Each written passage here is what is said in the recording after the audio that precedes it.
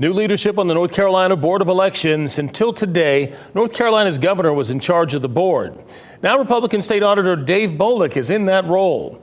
WRAL Capitol Bureau Chief Laura Leslie is live at the Legislative Building to explain how this happened, the changes Bolek is already making, and what this could mean for voters. Laura?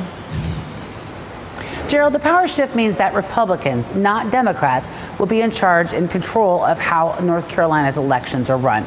Now, elections officials are supposed to be nonpartisan. We all know that. But elections themselves have become much more political in recent years. So who's running those elections has become more political, too.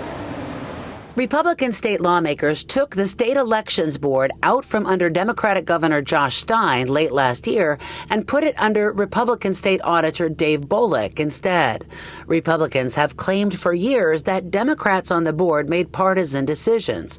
State House Speaker Destin Hall called it a national embarrassment. They're not interpreting or following the law, frankly, the way that it's written by the General Assembly. And so that's all we want. We want a board that simply enforces the law as written by the General Assembly, and I'm confident Dave Bolek is going to do that. But Stein says the state constitution puts the governor in charge of the elections board, so he sued, saying the move was unconstitutional.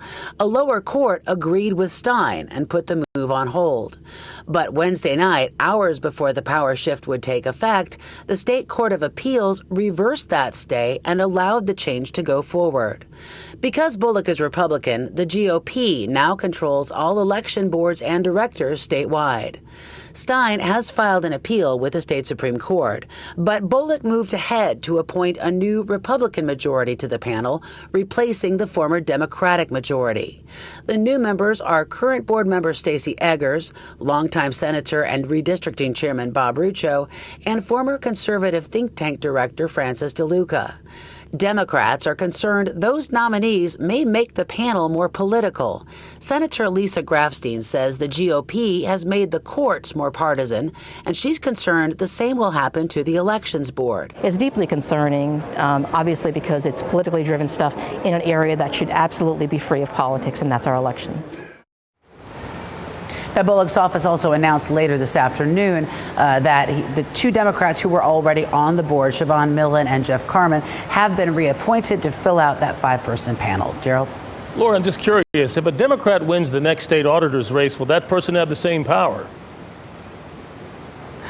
Well, I mean, the power has been put under the auditor's office, but state lawmakers here, Republicans, have made it clear that they believe that Republicans should be in charge of elections. So I suppose they could simply move it to another Republican executive office in the Council of State. It'll be interesting to see what happens. Thank you, Laura.